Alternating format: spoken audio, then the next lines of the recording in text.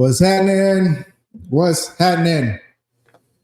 It's time. It is time. It's time. Listen, welcome to Smoke Drake Vibe. I'm your host, Life Coach Jay Hughes, back at it again. I know you haven't seen me for a moment.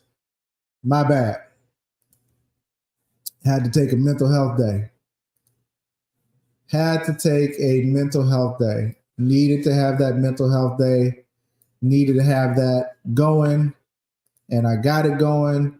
And I took the whole month of September. I was blessed to take the whole month. I never take a whole month vacation before. I took a whole month of September and been feeling good ever since. Okay. For those who can, take a vacation. We talked about that in our podcast in Conversating, Conversing, and Relating, Season 2, Episode 1. We just got back. This is Season 2. If you noticed, that was a new intro.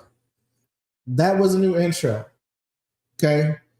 That was a new intro. Shout out to the producer. I'm not going to tell you his name just yet. I'm going to say that to the end. And I have a new outro. So I'm feeling good about that. But thank you for tuning in. Thank you for watching. For those who are watching live. If you're not watching live, thank you for watching afterwards. So, been gone for a while. About a month. Okay. About a month. It's been some stuff going on. Some hurricanes. I almost got caught in Helene. But, we were not caught in that. And we did pretty good. So it's all good. But didn't get caught in that, even though I was in Florida at the time or around the islands. We didn't get caught in that. So that was pretty good. Had a good time. Shout out to my North Carolina friends, Delon and Miss Kalia out there. Shout out to my Georgia friends, the Fudges. Shout out to my Georgia friends. And shout out to them North Dallas Hugheses. I know who y'all are. Okay. Giving y'all shout outs. Shout out to my beautiful, lovely wife, the lovely therapist, April. And shout out to our kids. Giving everybody shout outs today. Feeling good, feeling lovely. Been gone for a while. Again, had to take some time off. Okay. Had to take some time off. Had to get some things straight. Had to go back and just vibe out for a minute and unplug. And even when I tried to unplug, I did not unplug technically. All right. Didn't unplug technically. But still, I unplugged. I got a chance to get away. Me and the missus, we had a good time. We did some state hopping and some island hopping. Not going to go into detail about that. You got to tune in for Sunday or look at the past show to see what that was about. But we had a good time. Had a great time. Again, never been on vacation for a month. I felt like it was the dopest shit ever. First time for everything. Definitely would want to do it again. Don't see how people do it for 3 months. Like no work for 3 months. No work. I say that while saying as a kid and as a teenager in school, I could easily see being out for the summer, right? In high school, I could easily see that. I could see, 3 months, 2.5 is not enough. We need 3-4 months out of school before we go back to school. But as an adult, I sit here and I say, I don't know how people who can do it, right? They go and work, and then take 3 months off of no work, right? Don't know how they do it. Shout out to the people that do it, okay? That do take 2-3 months off from work and don't miss a paycheck and don't miss anything. But even when I was out for the month, I still kind of worked, right? Me and the missus, we still kind of worked. We did our thing. Counseling and life coaching never stops, just like IT never sleeps. That's one of the things we said. But we did our work. We did work while we were supposed to be vacationing, right? Still doing what we're supposed to do, showing up for our clients, saying, hey, checking in, all of the above, right?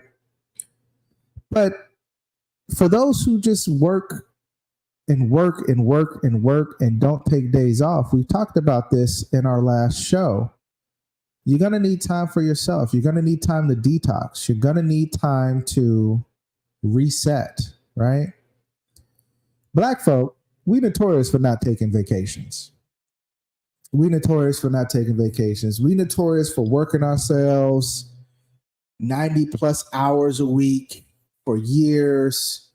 Bones and joints is hurting, but no vacation whatsoever, right? I think my wife did the statistic that we leave a lot of days, sick days, vacation days on the table when it comes to black folk, right? White folk, of course, the most well-traveled as far as the United States is concerned and abroad. We are, I think, last or dead last as far as traveling within the United States or abroad, right? Black folk. And that's because we work. It still seems like a little bit of a slave mentality, not gonna lie. And a lot of that has to do with what we touched on in our podcast this past Sunday, Conversating, Conversing, and Relating, that some of us feel guilty for taking off work. How many of you feel guilty for taking off work? Like if you take off work, you feel guilty. You feel like the company is not going to survive without you, or that they're going to fire you because, they don't think I'm serious. They don't think I'm a team player, right? Or for whatever reason, some people don't take off work because they use work to hide the fact that they don't like their lives outside of work. Yeah, this season I'm stepping on toes and punching people in the face a little bit because it's time to rip the Band-Aid off. A lot of people, or some people, I'm not going to say a lot, some people do not take time off work, especially black folk, because they don't like their lives outside of work. I know that stung a little bit. I know it did. You ever ask your uncle and your auntie why they work so much?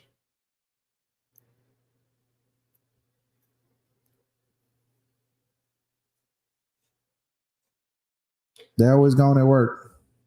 And when they always come home, or they always seem to got time to hang out, it's always with their other brothers or sisters, who are also of the same gender. Like your aunties will hang with your other aunties. Your uncles will hang with the other uncles, right? You see them come for what? Family reunions. That's it. You don't see them take vacations. We didn't see that growing up a lot in a bunch of our families. And if they did take vacation, it was very quick. It was like a weekend or something, right? So what am I saying? I'm saying in today's time, if we had known back then, but in today's time, it's dire that you take a vacation. It's dire that you take some form of unplugging from your everyday routine and life. Okay? It's important. You got to do it. You got to reset. You got to take time for you. You got to take time away from your spouse. I told you, I'm going to punch some people in the face this time. You got to take a vacation from your spouse. Not just on the other side of the house sometimes. You got to take a vacation from and unplug from your everyday. And sometimes that is your spouse. Not everything requires a couple's trip, right? My wife just left here to go visit her mom. Again, shout out to my wife. And I felt some kind of way. And I'm just going to be honest. I was like, where you going? But she had 2 duffel bags. She wasn't leaving me. She was dropping clothes off, right? But still, I'm like, where you going? I'm on here about to do this show and you out here finna leave. Where you going? I'm finna go visit my mom. And when she said that, the word sucker just ran across my forehead because I felt like a sucker because who am I to tell her that she can't go visit her mom? I've never told her she couldn't go visit her mom. But when I asked, where you going? It seemed like I was telling her, you can't go visit your mom. That's a grown ass woman. She can go visit her mom anytime she wants to, just like I can go visit my brother and my sister anytime I want to. But even then, you gotta take a vacation. You gotta take a vacation from your spouse, right? You gotta take time from your spouse because even they sometimes can be a part of the stress that causes in your life, in addition to the work that you do. Shout out to Aggravated Man. Aggravated Man said, right, LOL. Aggravated Man, no.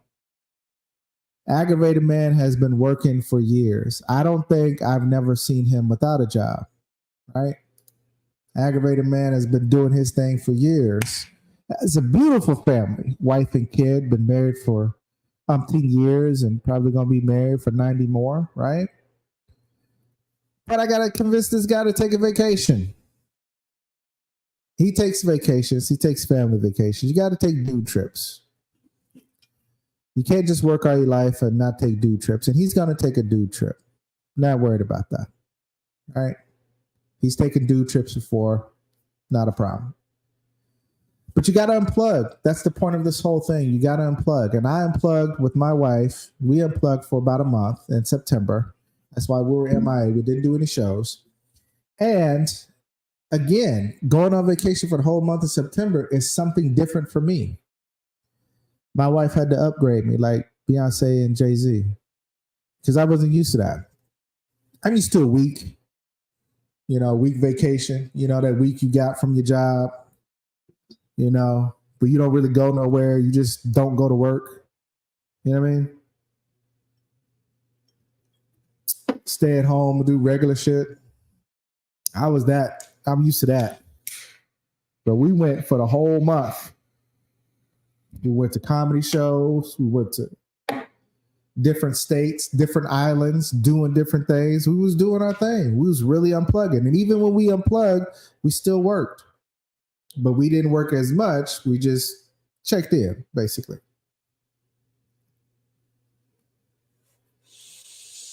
So what am I saying? Take time to unplug. And I'm reiterating what we said in our podcast recently on conversating, conversing, and relating. Take time to unplug. Take time for you. Take time to relax. We talked about staycations, regular vacations, in-country vacations, and out-of-country vacations. We talked about how you can fly from North Carolina to the DR for a little bit of nothing, well under $200 or well under $100, right? You can fly to the Bahamas for well under $100. You can fly to different parts of Puerto Rico for well under $100, right? And you can fly for the weekend. Go to Vegas for the weekend. Go to Atlanta for the weekend. Go to New York for the weekend. My daughter and my ex-wife, they're going to DC tomorrow just for the day, for a couple of hours. Dead ass. Flying up in the morning, spending the day in DC, taking a red eye back. Right? But they're getting out and they're traveling. And it's well under $100 for two people. Right? Again, get out and about and travel. Get out and about and take a vacation. Get out and about and unplug. It doesn't cost as much as you think it costs. It only costs you up here when you don't do it. Right? All right. Enough of that. Switch gears. Shout out to my people that just came in. Loving you guys. Thank you for showing up. We're going to get into it. I'm going to take something that men do not talk about often, especially Black men, and that's generational trauma and curses that we have been handed down from our family. Generational trauma and curses we've been handed down from our family. It's not just women who get handed down generational curses and trauma from their parents or single parents, whatever the case may be. It's men as well. Men come into a position where they are forced into a type of manhood that, once looking back, resembles a sense of generational trauma. That's what it is. Whoever taught you how to be a man halfway knew how to be a man themselves. I'm an 80s baby, 82. Okay. Anything 80s baby, 82 to 85, and then going backwards,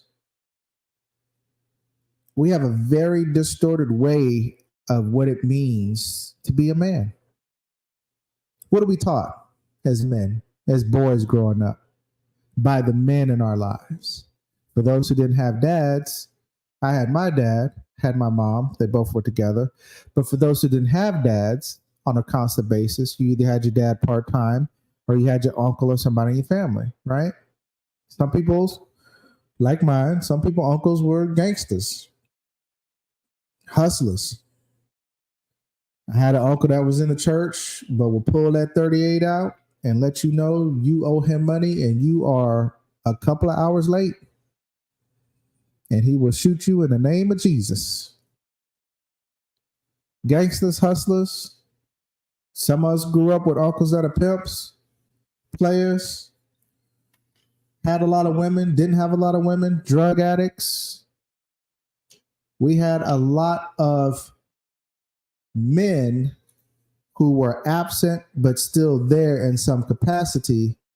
And then we have a lot of uncles who played dad, who didn't know what was going on at the end of the day with their nephew and was trying to show them how to be men. Aggravated man said, I became a man at the age of 16 after mom died, so I look at life a little different. Yeah. A lot of people became men. Watch this. A lot of people became men when something tragic happened in their life and they were the only one left or the only one they felt like were responsible to take care and to carry on after said tragedy. Women are no different. Young girls became women at a very young age in the African American diaspora, in the community. So if young girls had to become women at young age, what do you think young boys, young black boys had to become at a young age? And then on top of that, for us young black boys, it was a jungle out there. You had gangs, you had drugs, and then you had women who were working their way and trying to navigate their way into womanhood at an early age. The point I'm trying to make is in the black community, both black man and black woman had to grow up early for the last 5 decades.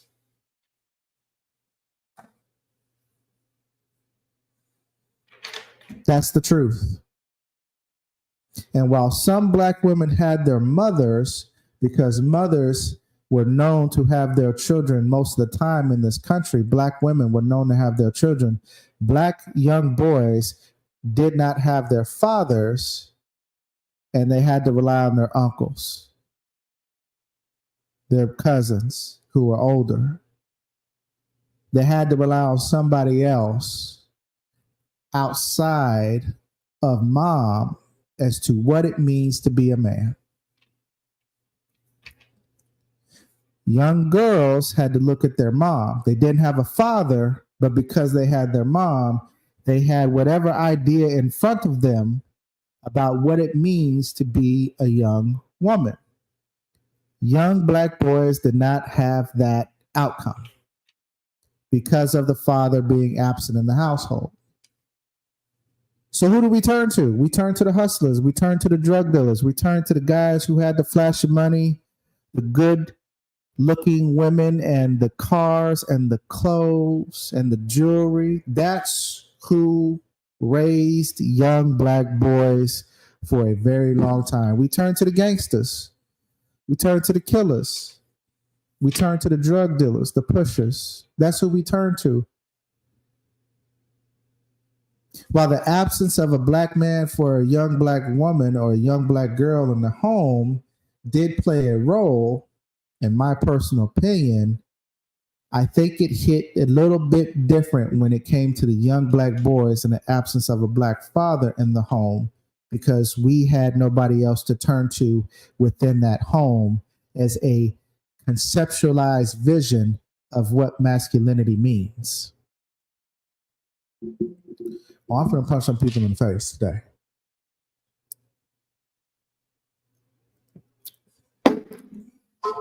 A lot of black men had to become boys at young ages. A lot of black boys had to become men of the house. How many times you ever heard that term? You're the man of the house now. You're my little man. You're the man of the house. That's because there was no man in the house.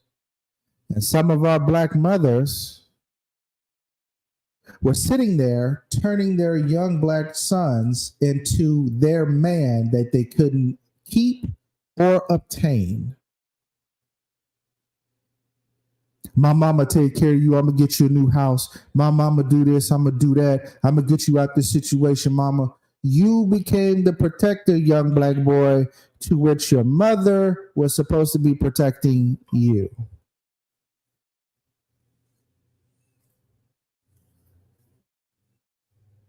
While you were learning masculinity from toxic black men who were also lost, the pimps, the players, the drug dealers, the hustlers, the gangsters, you were learning masculinity from this outside influence and also being influenced what masculinity is by your mother.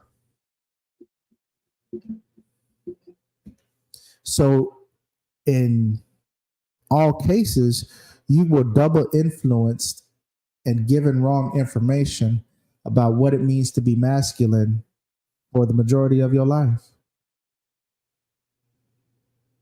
So we're going to talk about some things this season.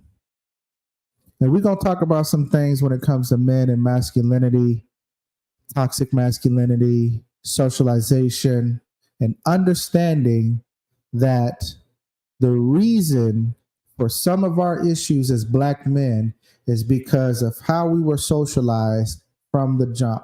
And we were socialized by people outside who already were negative influences while also taking on the negative responsibilities that were inside the household.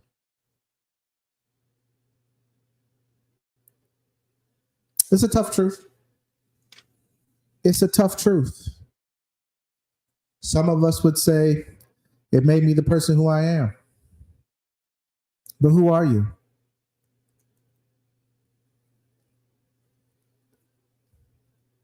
Who are you right now? Are you defining yourself by your trauma and your generational trauma and your generational curse that was passed on to you by other energies outside of a positive male role model? You couldn't help it. Wasn't your fault. This is not a blame game. This is to say, who are you? Who are you? What's up? Shout out to I told you them Dallas Hughes be showing up. Shout out to Chief. That's my older brother. He still look young. Please keep your women away from him. He will steal your girl. Big boys is winning. Shout out Chief Hughes out there, northern Dallas or northern, Dallas area. Them Dallas Hughes. But who are you, young black man? Who are you? How did you become the person you are right now? Can you honestly say that the negative influences in your life did not play a part in what shapes your current view of society and the world? As my man said, aggravated man said earlier, I had to be a man at the age of 16 when mom died. I had to look at things a little differently. I know that story because I was there. He was hustling, not in a bad way. He had about, I think, 3 jobs at the time. 16, 3 jobs. That's not a life for a 16-year-old, but he was forced to be in that position because he had no choice. Just like a lot of other black men put themselves in positions to where they think they don't have a choice. But that's only because of the generational trauma that has been passed along to you within your environment. So what do we say? We blame the environment? No.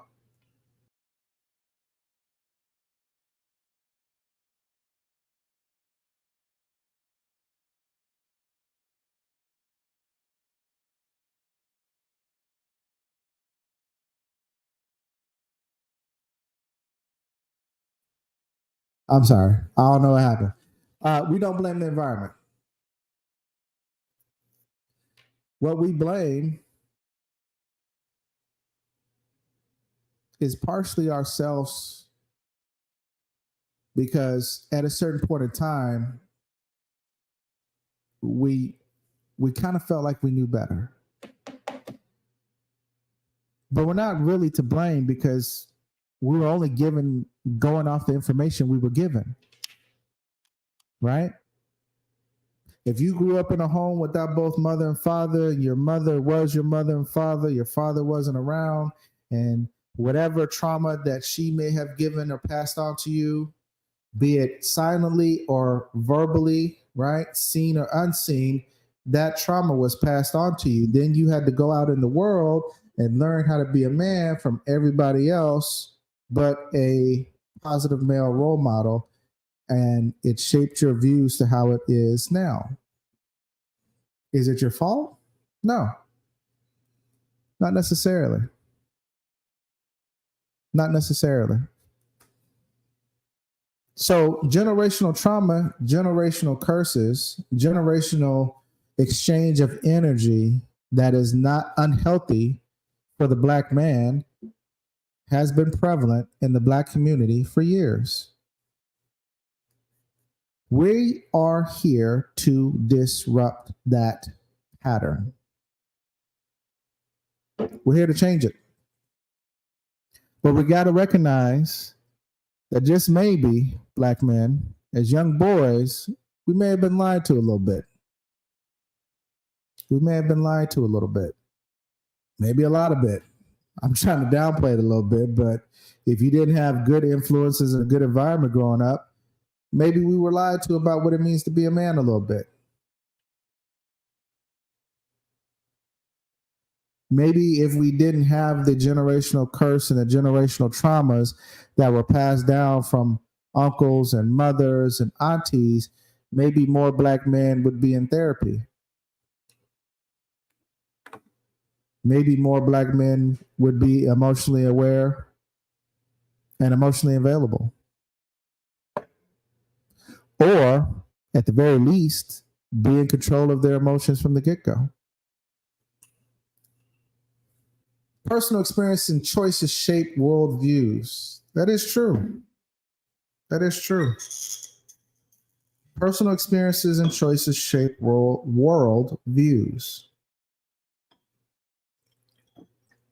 But if you weren't given a choice, but the choice that's in front of you, what kind of a view do you have? If you're only presented with a shitty choice from the get-go, what kind of view do you have? Some people got multiple choices. Like a math, they got multiple choices.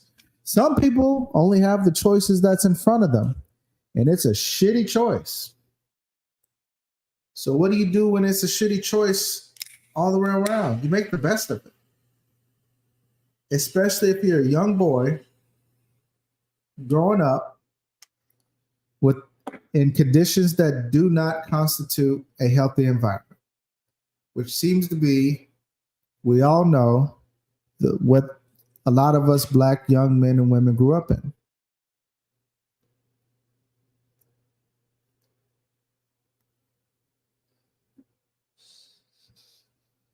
So what do? We recognize it. Hey, I've been affected by generational trauma. Not me, saying an example. And I'm going to do something about it. Maybe my worldviews as a young Black man is a little bit screwed or skewed, whichever one. And I'm going to do something about it. This is why, even more so than ever, we push therapy for Black men. because you're sitting there with a lot of generational trauma and a generational hurt on your life, and you have had no positive outlet. The only outlet you were taught to have to deal with the drama and the generational trauma in your life is anger. And I know, because I used to be that guy, just angry, like a little light-skinned Hulk walking around here, just angry. I'm always angry. Urgh. That's what happens when you get bullied. Until you become the bully. Now you think I shouldn't have a reason to be angry, but now I'm even more angry because now I'm the bully. Doesn't make sense. So, generational trauma is real for Black men, just like it's real for Black women. Black women are doing something about it. We want Black men to do something about it. We want you to seek help. It doesn't mean that you're weak. It doesn't mean that you don't know how to handle your own situations. We both know that if you could handle everything, you would handle everything. But there are some things, some hurdles, some mountains, some roadblocks that you have still not been able to bypass. Jump over, go through, go under. There's still something that is blocking you mentally from you becoming more of a balanced Black man. We know it.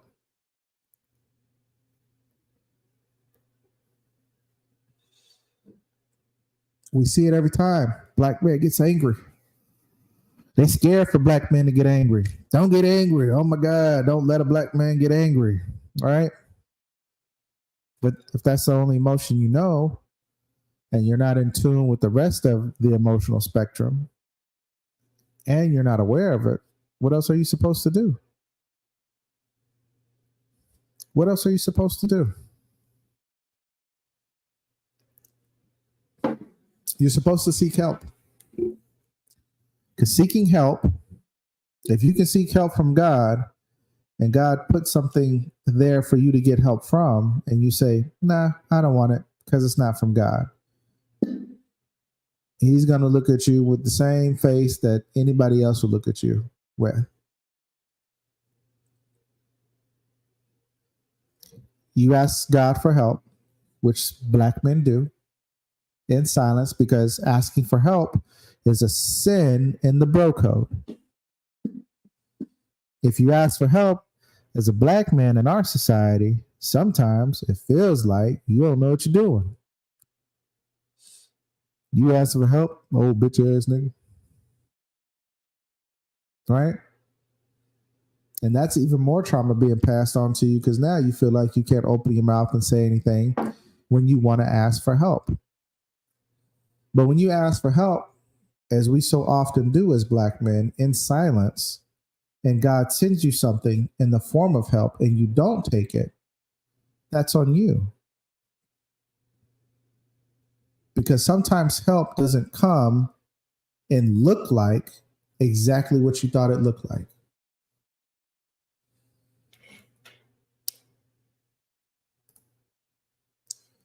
Chief says, how do you overcome years of single mother training a young man? You overcome that by that young man who is now a grown man going and asking for help.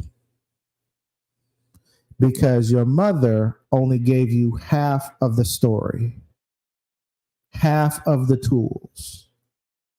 She couldn't give you a foot long because it takes mother and father to give you foot long. She gave you a 6-inch. She gave you half the food. And because she gave you half the food, and she gave it to you from most likely a hurt place or a place of trauma, she didn't give you the right ingredients. I'm not saying all Black women do this. There are a lot of black women who give and raise their young sons to be very good young men, right? Very well balanced. And what they do, those black women who do that, what they do is they give their sons the right tools to be emotionally aware, emotionally available, and emotionally ready to take on everything that's going to happen to them in this world. But then they stop short as black women with sons because they can't teach them how to be a man. They have to navigate as young black boys growing into manhood. They have to navigate that by themselves. That's like you being in a controlled environment and your mother gives you the best love and knowledge and teaching you of how to master your emotions, what emotions look like, how to be respectful, all these other stuff that had to deal with abstract way of thinking and training. And then you go out here and then she says, go out into the world and figure out what it's like to be a man. And then he goes out into the world and it's like, yeah, I got mainly a bunch of different views of what it's like to be a man. I'm just supposed to work for my girl or my wife until I die, give her all my money, enjoy my kids and my grandkids, and then that's it. I don't get a chance to live. I don't get a chance to do anything but vote, pay bills, listen to her gripe and grind, and that's it. I lose my hair, I lose my mojo, I lose my physique, all because of stress. And that's what it's like to be a man. Now go do it. Now, we have to change the narrative, young black man. We have to change the way of thinking. We have to change the way of approach. We had good examples growing up. Dr. Martin Luther King, W.E.B. Du Bois, Malcolm X, right? We had good examples even further than that. Huey P. Newton, right? Fred Hampton.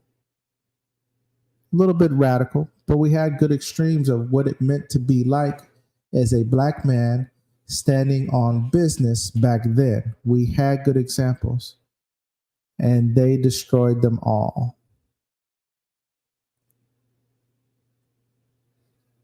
Because they knew what it would be if you were to find your purpose as a black man in this country. They left you to the drug dealers, the pimps, the gangsters, the hustlers, the streets. But now things are different. Now you have time and you have a chance to ask for help. You have a chance to say, I'm going to break my generational trauma. It starts with me. It starts with me. I want to share something with you guys. Share screen.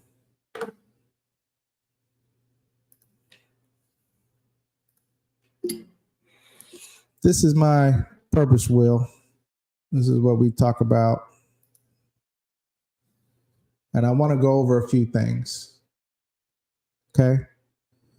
I have this men's group every Wednesday. We had it at 7. We're going to have it at, well, we had it at, we're going to change it to 8 or maybe 7. We had it at 6. We're going to change it to 7, 8 o'clock Eastern Standard Time. It's called Purpose. In this group, it's a private group, and we want men to find their purpose, black men to find their purpose. And I know that's hard for us to do because we've been socialized to think these different things and act this different way, but this is a private men's group. It's called Purpose, right? Now, in this men's group, we have a supportive community. We have goals and strategies. We have realistic, obtainable goals, small goals, short-term, long-term, instantaneous. We talk about the instantaneous goals, right? And then we provide a space of non-judgment, right? Iron sharpens iron. I'm a certified life coach, okay? Been doing this for a long time. Currently in school, pursuing a degree in social work. Been an advocate for men's mental health for a long time. Right? Just didn't know I can get paid for it. Mental health for black men matters, which means you as a black man matter. Your mental health as a black man matters. No longer are the days of you just containing everything with no positive outlet. I and other people like myself are creating spaces for black men in this country and worldwide to have a voice, to feel seen, to feel heard, and to feel understood. Okay? We're doing that. We're doing that. Got a question. Chief says, how do I choose the right help when peers say we don't ask for help? Well, you got to take that question and say, that's like saying, how do I choose the right car when peers tell me not to get this particular car? Well, your peers don't live your life. Your peers do not pay your bills. Your peers are just your peers. This is about personal growth. So when you're finding the right help, you have to do the research, just like you would research anything else, like that car you want. The problem is the difference between the car and asking for help. You want the car, but you're skeptical on wanting the help simply because your peers say we don't ask for help. Or your peers in some cases are telling you, don't ask for help. What do you need a shrink for? You're a man. Grow balls. Whatever the case they may tell you, some bullshit man logic, whatever the case may be. But ask for help. Do some research. You have a whole synthesized supercomputer in your hand. And what we do is, instead of using this for information, we use it to waste time.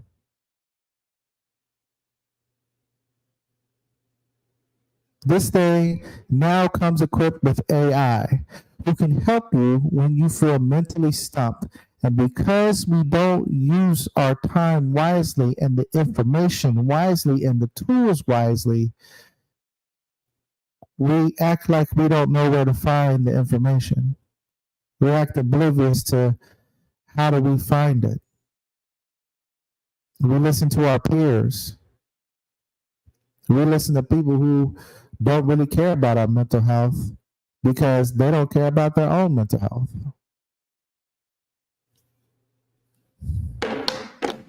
Take time to research. Look it up.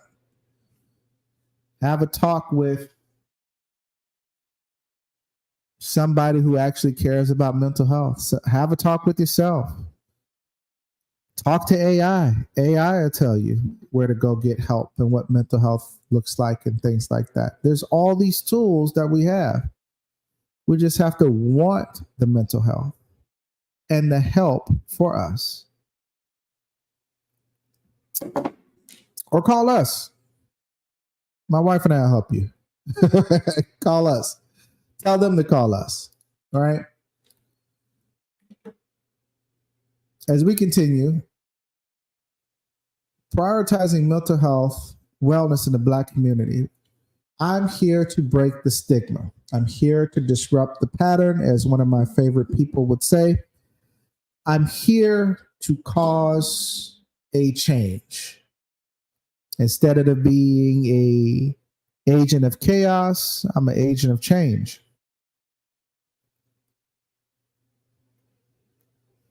I'm an agent of what ifs. I'm an agent of possibilities. I'm an agent of questioning what's been fed to you throughout your lifetime. I'm an agent of questioning everything that's been fed to you throughout your lifetime, because I realize, like everybody else should realize, you only get one life. And if you don't question what you've been learned so you can elevate higher, you'll be stuck. So I'm here to break the stigmatism that Black men do not seek mental health because it's a sign of weakness. It is not a sign of weakness. It is a sign of strength to be able to say, as a Black man, I need to talk to somebody about my issues so I won't have these issues anymore.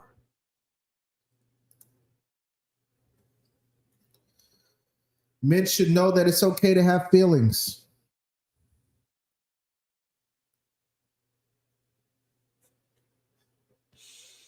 You just got to get control of them. You got to have an understanding of what those feelings mean.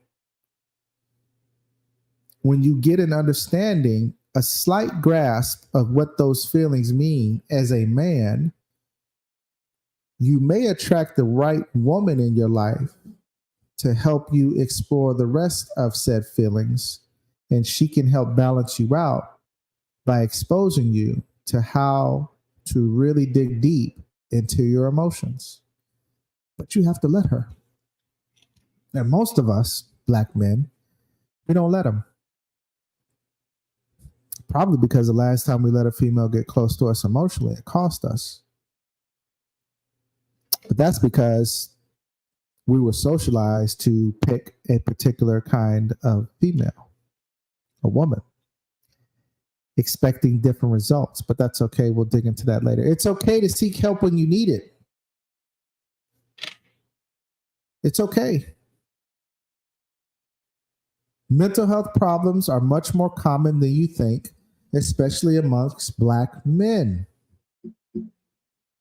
It's much more common. Much more common. You're not alone in your mental health struggles. Your situation is not unique. If you grew up in the hood, a lot of people didn't know their daddies. You're not alone. Somebody else experienced something similar or very close to what you experience. If you're in a situation and you had your dad, he just wasn't present, you're not alone. What has affected one has affected many, in most cases. Telling people you're going through will help you feel a huge sense of relief. Black men, we like to keep our problems to ourselves, and that's cool. Play it close to the chest. I get that. Don't tell everybody. But the people you do trust, it's okay to say, hey, I've decided to start getting help. I got some shit I need to work through.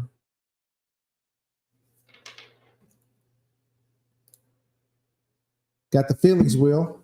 This is a real thing that we use in life coaching as well as therapy.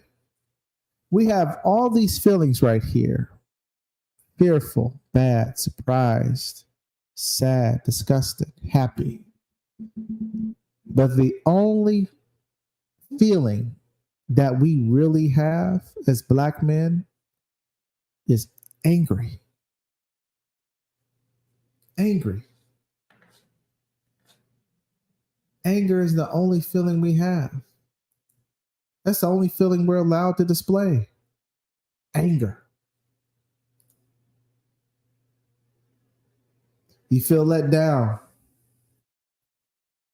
You feel humiliated by friends and peers. You feel bitter at your situation, at your environment.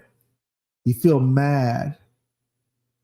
You get aggressive in your presentation of yourself because of the first couple of feelings that I just went through. Then you get frustrated because you're not making progress.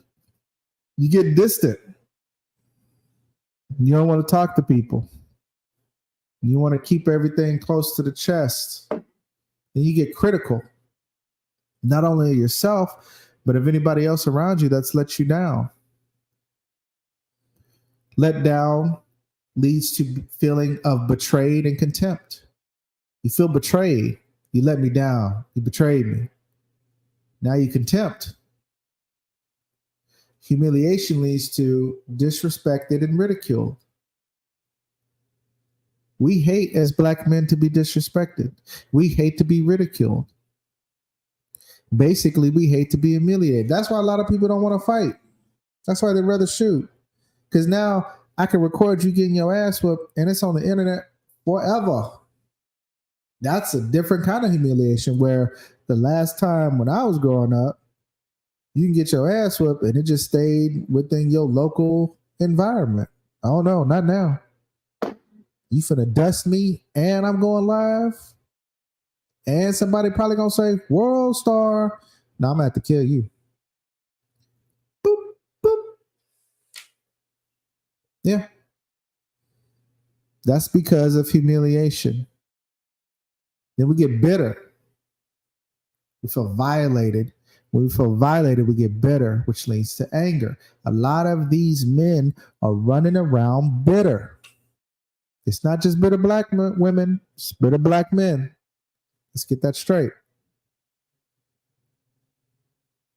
We're furious. We're jealous. We're everything in between. Hostile, annoyed, withdrawn, numb to our surroundings and our situations. Skeptical. Ah, man, it ain't gonna work for me. It ain't never worked for me. It ain't never gonna work out for me. Then distance and dismissive. All of that is because of anger. All this other stuff, black men, happiness as a black man, yeah. We all right. I'm okay. That's what we say. I'm okay. We sad, but this anger area, this us. This our stuff right here. That's us. Right there. I don't fear nothing. See all that fear? Because if we fear something, what does that lead to? Insecure. Weak. Rejected. Right? All weak should be really bigger right there. Because that's one thing we don't want to look like as black men. We don't want to come off as weak. So we got to show anger. Right?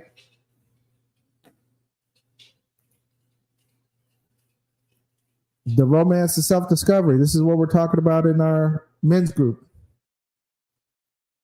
There's a hole in my sidewalk. If you go through this timeline, you look at the fact that you have a problem or behavior, you have denial or hypervigilance, and because of your denial and hypervigilance, you turn into a habitual behavior. From there, if you happen to fix yourself, then you develop strategies and healthy practices that lead to behavior modification or leveling up. If you've been in our practice, you know what this poem is. If you've been in our practice, you know what this means, but you got to come to men's group to get a good realization of how we are talking about this, to talk about generational trauma and curses for black men.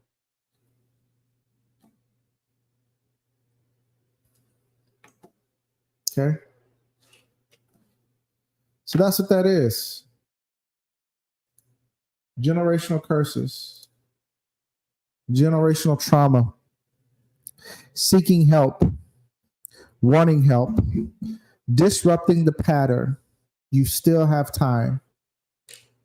You still have time. You still have time to be better than what you thought you could ever be. You still have time to not let that affect you anymore. You still have time to let go of what you've been holding on to for years because you're alive. You still have time. You have to want it. You have to choose yourself, which is something that you may feel nobody else has ever done.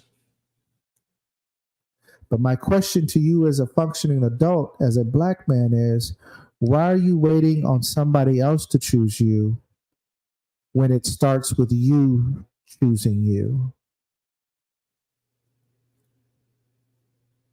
Why? When are you going to choose you? When are you going to look in the mirror, call yourself out on your own bull, and say, I need to fix this? This is problematic. This has been holding me back for years. I'm ready to let this go. Or are you going to continue to hide behind different things like work and lies and self-medication and this and that? Everything else but choosing yourself. When are you going to choose you? Come to our men's group. I think you should choose yourself sooner than later, because we have to break the cycle. And as Black men, it starts with us. It started with us. And we're going to have to finish it. So this is a call to all Black men within the sound of my voice and who have watched this podcast. It's time to start choosing you.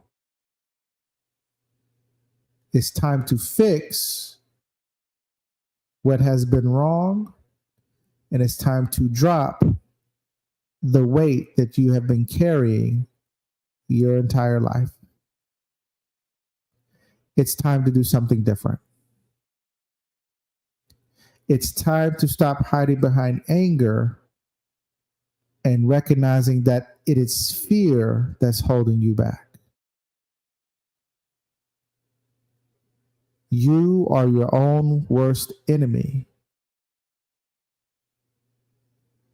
However, you can be your own best advocate. You just have to choose you. I bet if you really remember that you only have one life. Nobody's ever died and came back and be like, yep, Jesus on the other side. We're going to be all right. Nobody's ever died and came back like, yep, hell is real. It's pretty hot down there and we are screwed. Nobody's ever died and came back and be like, you know what? I didn't like my life as a reincarnated butterfly. I decided to come back and let you know, get your shit together. We don't know what's on the other side. Until we get there, we have to deal with the environment that we have now. And what we have now is a young Black boy operating in an older Black man's body.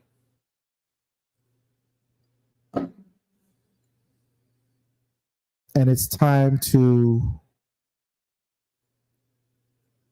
not grow up. It's time to level up. It's time to choose ourselves. Now, I'm going to end the note on something a little bit different. And this is going to be very edgy. I was talking to this white man and he told me a racist joke and it was so funny I couldn't help but laugh. And I'm going to tell that racist joke right now. You know why? Because it's been a serious mood most of this podcast. And I'm going to tell this joke.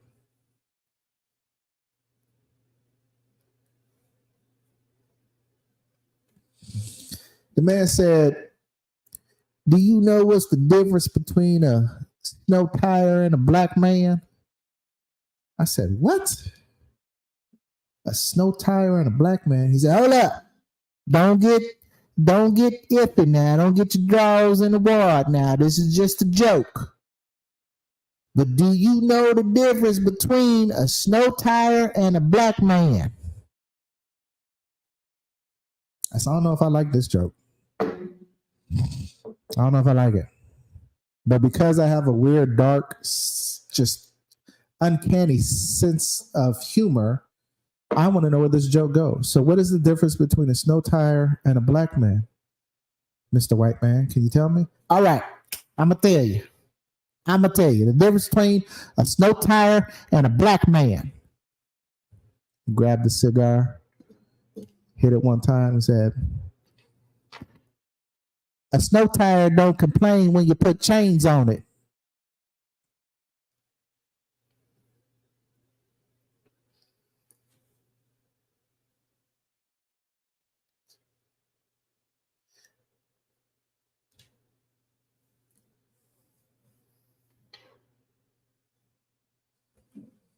Then he walked the fuck off.